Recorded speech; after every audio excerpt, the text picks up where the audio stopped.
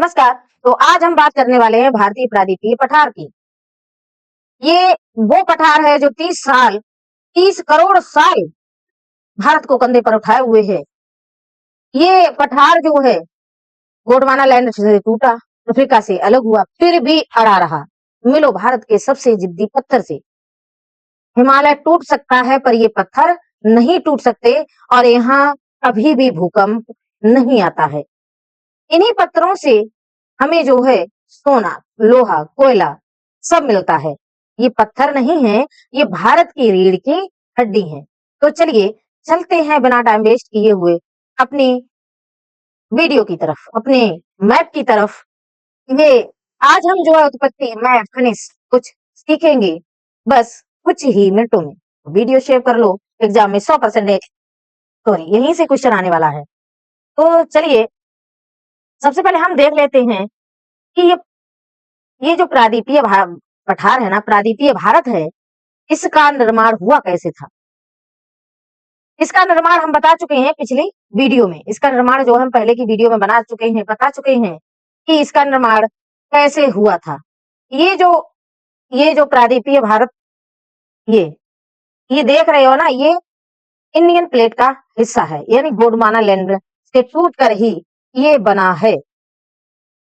ये पहले हमारा क्या था, दूसरा अगर चल के थोड़ा सा ये यहाँ पर ये है ना, तो सबसे पहले हमारी पृथ्वी बिल्कुल गोल थी। ये पृथ्वी बिल्कुल मतलब एक ही हिस्सा था, पूरा पैंजिया कहलाता था। 30 करोड़ साल पहले दुनिया मतलब एक ही भूभाग पर रहती थी, जिसे पैंजिया कहते हैं। इसके बाद कुछ हलचल हुई, पैंजिया दो भागों में टूट गया। ऊपर वाला हिस्सा, ऊपर वाला जो हिस्सा है वो कहलाया अंगारा लैंड, और नीचे वाला अंगारा लैंड, और नीचे वाला जो हिस्सा वो क्या कहलाया, वो कहलाया गोंडवाना लैंड। गोंडवाना लैंड। इसके बाद ये जो फिर इसके बाद ये टूटे, ये कई हिस्सों में बटे, ये भी बट गए, और इधर से आया, नीचे से गोंडवाना लैंड से ही बना, क्या बना, भारत बना। यहाँ से इधर से टूटा, ये ऊपर गया, और ऊपरी वाला हिस्सा हमारा अंगारा लैंड का है। और ये भारत टूटते कई लाख साल बाद जो है ये हमारे भारत में जाकर मिल गया, जिससे जो है हिमालय का निर्माण हुआ। ये हम सब बता चुके हैं पिछले वीडियो में। और यही कारण है, मतलब यहाँ से टूटा, मतलब यही से क्या बना, भारत बना, अफ्रीका बना, ऑस्ट्रेलिया बना, इसी गोंडवाना लैंड से अंटार्कटिका बना, दक्षिण अमेरिका बना, ये सब गोंडवाना लैंड के हिस्से हैं। इसीलिए तो ये जो हम देख रहे हैं ना, जो इंडियन प्लेट है, इंडियन प्लेट के जो पत्थर है वह जो है मिलते हैं हमें गोंडवाना लैंड की चट्टानों से ही मैच करते हैं, मतलब अफ्रीका की चट्टानों से मैच करते हैं, ऑस्ट्रेलिया की चट्टानों से ही मैच करते हैं। तो हम जो है आगे चलते हैं तो हम देखते हैं कि प्रायद्वीपीय पठार है भारत का सबसे प्राचीन और स्थिर भूभाग है। कह सकते हैं कि जो हिमालय है ना वो जवान है अभी, और ये बूढ़ा हो चुका है। ये कई लाख साल, करोड़ साल पहले की बात है। ये कई पुराना है, ये मान लो ये पुराना पत्थर है। प्रायद्वीपीय पठार भारत का सबसे प्राचीन और स्थिर भूभाग है। ये त्रिकोणीय आकार का है, मतलब नीचे क्या है, त्रिकोणीय आकार का है। जो उत्तर में पर्वत, मतलब उत्तर में क्या है, विंध्य पर्वत है, पश्चिम में अरावली है, और पूर्व में राजमहल की पहाड़ियां से घिरा है। मतलब ऊपर की बात की जा रही है कि यहाँ पर विंध्य पर्वत है, यहाँ पर विंध्य है, इधर अरावली पाई जाती है पश्चिम में, और इधर राजमहल की पहाड़ियां, नीचे तो कन्याकुमारी है ही, ये इससे घिरा हुआ है।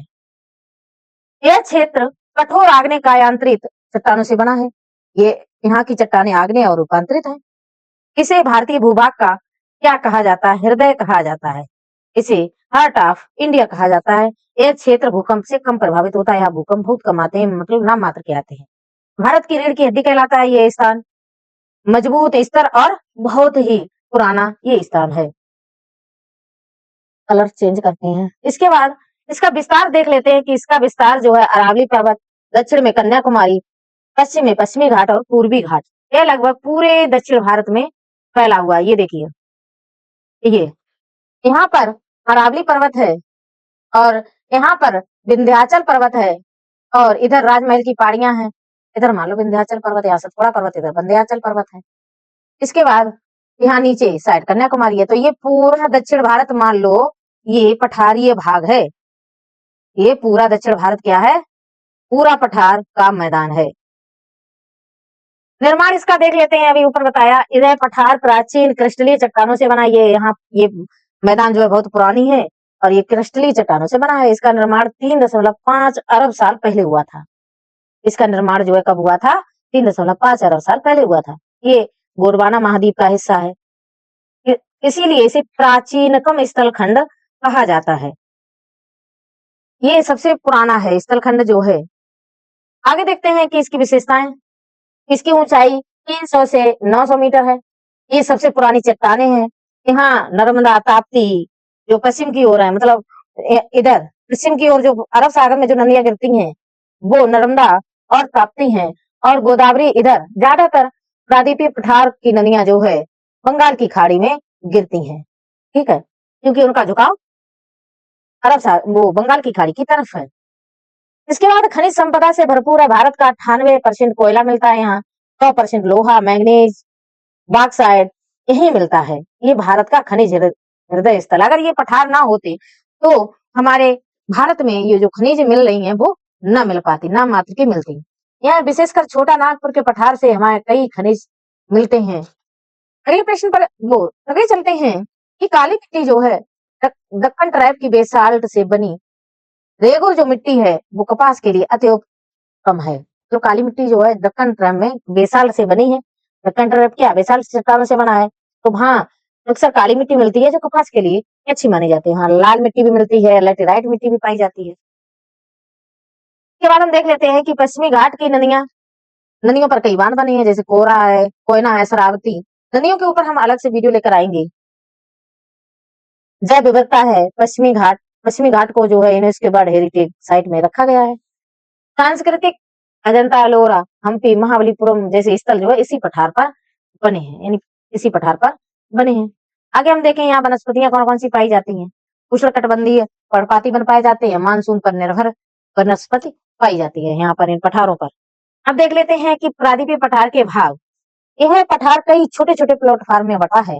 हर एक की अपनी पहचान है और हर एक अपनी विशेषता रखता है। मध्य उच्च भूमि के पठार जैसे मालवा का पठार, बुंदेलखंड का पठार, बघेलखंड का पठार, नागपुर का पठार और मेघालय का पठार। जैसे कि आप ऊपर साइड जो पठार देख रहे हैं, ये ये ये जो पठार हैं ये सारे उच्च भूमि क्षेत्र में आते हैं। ये पठार जो है ये उच्च भूमि क्षेत्र में आते हैं, जैसे कि मारवाड़ का पठार, मालवा पठार, बुंदेलखंड, बघेलखंड, छोटा नागपुर का पठार, शिलोंग का पठार, ये उच्च भूमि में आते हैं और ये नीचे सारे दक्कन ट्राइब में आते हैं।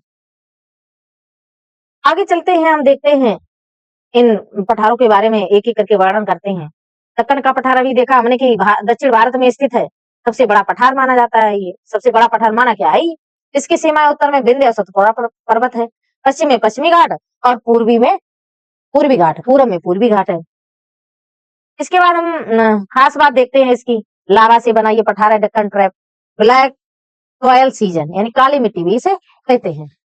अब एक एक करके इन पठारों को देखते हैं हम। जैसे कि मालवा का पठार है, ये मध्य प्रदेश और राजस्थान में स्थित है। ये मालवा का पठार जो है मध्य प्रदेश और राजस्थान में स्थित है। बेसाल्ट की काली मिट्टी और लावा निर्मित है। ज्वालामुखी चट्टानों से बना है ये लावा पठार। काली मिट्टी जो है कपास के लिए बेस्ट है। यहाँ पर कौन सी मिट्टी पाई जाती है? काली मिट्टी पाई जाती है। इसका ढाल किधर है? उत्तर की ओर ढाल है। तो यहाँ से चंबल, बेतवा नदियां निकलती हैं और उत्तर में यमुना नदी से मिलती जाती हैं। इसके बाद मालवा के पठार के बाद आता है बुंदेलखंड का पठार। बुंदेलखंड का पठार जो है उत्तर और मध्य प्रदेश में है। यहाँ ग्रेनाइट और नीस की पुरानी चट्टानें पाई जाती हैं। ये बहुत ही कटाफटा बुंदेलखंड का पठार है। यहाँ एक वो भी है नहीं, यहाँ झांसी पाई जाती है। यहाँ झांसी, उत्तर प्रदेश के झांसी में बुंदेलखंड का पठार है। वो गाना बुंदेलों के अरबोलों के मुंह हमने सुनी कहानी थी और खूब लड़ी मर्दानी, वो तो झांसी वाली रानी थी। इसके बाद पानी की कमी, यहाँ सूखा बहुत, ये स्थान बहुत सूखा है। खेती थोड़ी यहाँ कठिन है। हीरा की खदानें पन्ना में मिलती हैं। हीरा की जो भी खदानें हैं वो पन्ना में, मध्य प्रदेश के पन्ना में मिलती हैं। यहाँ की जमीन थोड़ी जिद्दी है, यहाँ मेहनत ज्यादा मांगती है।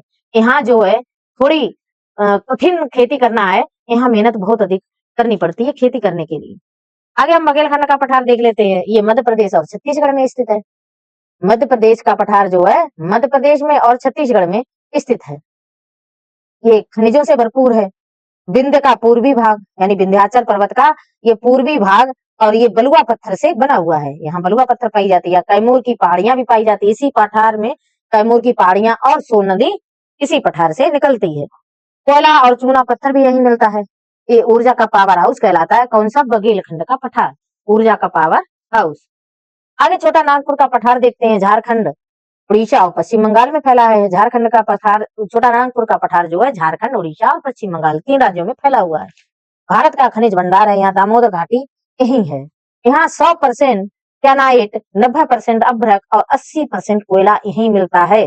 भारत की इंडस्ट्री का ये बैकबोन है। जितनी भी इंडस्ट्री है भारत में ये क्या है? रीढ़ की हड्डी माना जाता है ये छोटा नागपुर का पठार। यहाँ बहुत अधिक खनिज मिलते हैं।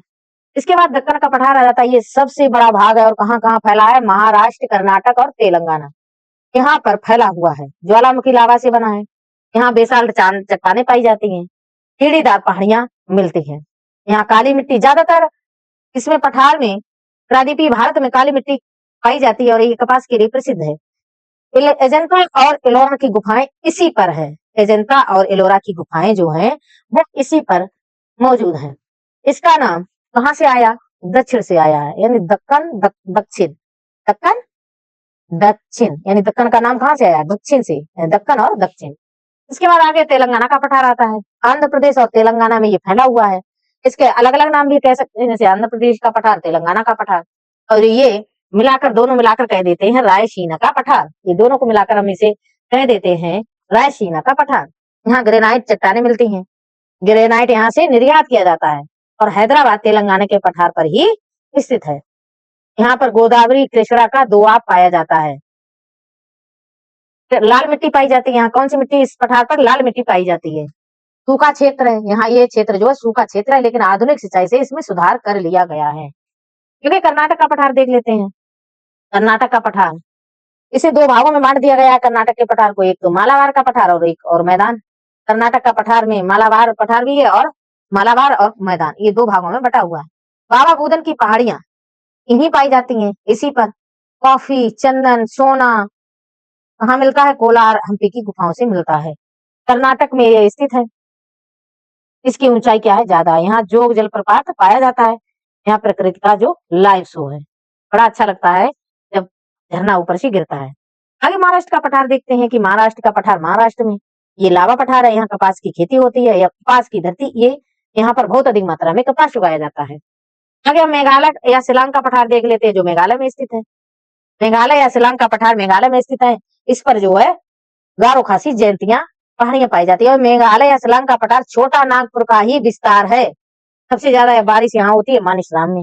यहाँ कोयला और चूना पत्थर पाया जाता है और छोटे छोटे पठार पाए जाते हैं, जैसे कि काठियावाड़ का पठार गुजरात में, ज्वालामुखी चट्टानों से बना ये क्षेत्र काठियावाड़ का पठार। कुर्ग पठार जी कर्नाटक में है। पश्चिमी घाट का स्कॉटलैंड इसे ही कहा जाता है, कुर्ग पठार को। मैकाल श्रेणियां छत्तीसगढ़ और मध्य प्रदेश में है। मिकिर पहाड़ियां असम में पाई जाती हैं। मैकाल पहाड़ियां जो है, मैकाल श्रेणी जो है अमरकंटक क्षेत्र से जुड़ी है, जहां नदियों का उद्गम होता है। मेघालय पठार से अलग स्थित है। ये मेघालय के पठार से अलग स्थित है मिकिर पहाड़ियां। मेघालय के पठार जो है वो थोड़ा अलग है। असम में मिकिर पहाड़ियां स्थित है।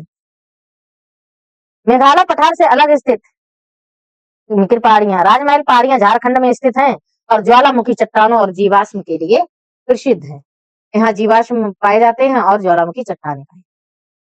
प्रमुख पर्वत श्रेणियां देख लेते हैं। अरावली पर्वत भारत की सबसे पुरानी पर्वतमाला, दिशा इसकी दक्षिण पश्चिम से उत्तर पूर्व की ओर है। इसके बाद विंध्य पर्वत, उत्तर और दक्षिण भारत को अलग करता है। कौन सा? विंध्याचल पर्वत। इसके बाद विंध्याचल की समानांतर स्थित है कौन सा? सतपुड़ा पर्वत। यहाँ खनिज उद्योग, कृषि, विशेषकर कपास, जल विद्युत परियोजनाएं, उद्योगों का विकास हुआ है यहाँ पर। तो थोड़ा सा इसमें मैप के थ्रू देखते हैं हम। इसमें ये देखो, ये अरावली रेंज है। ये गुजरात से लेकर, यानी गुजरात से लेकर दिल्ली तक जो है, ये क्या पाई जाती है? अरावली रेंज पाई जाती है। इसी की सबसे ऊंची चोटी है गुरु शिखर। इसकी सबसे ऊंची चोटी है, कलर चेंज करूं, इसकी सबसे ऊंची चोटी है गुरु शिखर।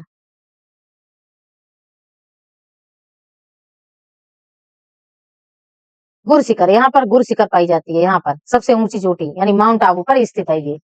इसके बाद हम देखते हैं कि ये विंध्य श्रेणी है, ये विंध्य श्रेणी है, और विंध्य श्रेणी और नीचे क्या है, सतपुड़ा श्रेणी। ये सतपुड़ा रेंज पाई जाती है, ये सतपुड़ा रेंज पाई जाती है। और ये विंध्याचल पर्वत जो है ये शुरू होता है कहाँ से, ये विंध्याचल पर्वत शुरू होता है, ये भी गुजरात से ही शुरू होता है, गुजरात से शुरू होकर और कहाँ जाता है, ये जाता है मध्य प्रदेश तक, मध्य प्रदेश तक। आगे इसका विस्तार और भी मिलता है, जैसे कि कैमूर पहाड़ियां हैं, यहाँ पर कैमूर पहाड़ियां हैं। इसके बाद और आगे कैमूर पहाड़ियों के बाद जो है क्या है, कैमूर पहाड़ियों के बाद पाई जाती हैं और राजमहल की पहाड़ियां, राजमहल की पहाड़ियां, यहीं पे राजमहल की पहाड़ियां पाई जाती हैं। इसके बाद जो विंध्याचल पर्वत है, इसकी सबसे ऊंची चोटी जो मध्य प्रदेश में स्थित है वो सद्भावना शिखर है, 752 मीटर इसकी ऊंचाई है। इस सद्भावना शिखर को इस पे जो मौजूद है, इसे हम क्या कह देते हैं, इसे हम गुड विल पीक कहते हैं। इसका दूसरा नाम भी है गुड विल पीक। इसके बाद हम सतपुड़ा को देखते हैं। सतपुड़ा पर एक चोटी है धूपगढ़, इसकी सबसे ऊंची चोटी कौन सी है, धूपगढ़ इसके सबसे ऊंची चोटी है, धूपगढ़। इसके बाद हम देखते हैं नीचे जो है पाई जाती हैं महादेव की पहाड़ियां, नीचे ये है महादेव की पहाड़ियां। महादेव की पहाड़ियां, महादेव की पहाड़ियों से ही एक नदी निकलती है, ये देखो, ये नदी निकलती है ताप्ती नदी, ताप्ती नदी महादेव की पहाड़ियों से ही निकल रही है, ये देखो, ये देखो, ये महादेव की पहाड़ियों से ही एक ताप्ती नदी निकल रही है, ये देखो, ये ताप्ती नदी निकल रही है। और ये है मैकाल पर्वत, ये है मैकाल पर्वत, ये मैकाल पर्वत से निकल रही है नर्मदा घाटी, वो नर्मदा नदी, ये देखो, और इधर गिर रही है अरब सागर में, खंबात की खाड़ी में गिर रही है ये, यहाँ से मैकाल पर्वत से, मैकाल पर्वत से ही नर्मदा नदी अमरकंटक की पहाड़ी में यही पाई जाती है। ये छोटा नागपुर का पठार है। इसके बाद ये जो यहाँ पे ये ये है शिलोंग का पठार है, ये गारो खासी जयंतिया पाई जाती है, पहाड़ियां छोटी छोटी। इसके बाद ये थोड़ा मिटा दूं फिर समझ में नहीं आएगा।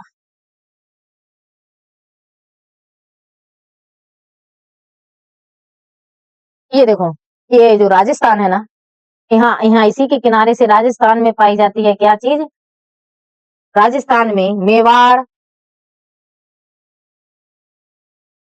राजस्थान में पाई जाता है मेवाड़ का पठार, यहाँ पर ये मेवाड़ का पठार पाया जाता है। और राजस्थान तथा मध्य प्रदेश में फैला हुआ क्या है, ये है मालवा का पठार, ये है मालवा का पठार, ये क्या है, मालवा का पठार है। इसके बाद इधर उत्तर प्रदेश, झांसी की तरफ उत्तर प्रदेश और मध्य प्रदेश और थोड़ा राजस्थान में फैला हुआ है क्या, बुंदेलखंड का पठार। इसके बाद नीचे बघेलखंड का पठार आता है, इधर छोटा नागपुर का पठार है जो पश्चिम बंगाल और इधर जो है छत्तीसगढ़ में फैला हुआ है, उड़ीसा में। इसके बाद आगे है ये दक्कन ट्रैप पाया जाता है यहाँ पर, ये है दक्कन ट्रैप।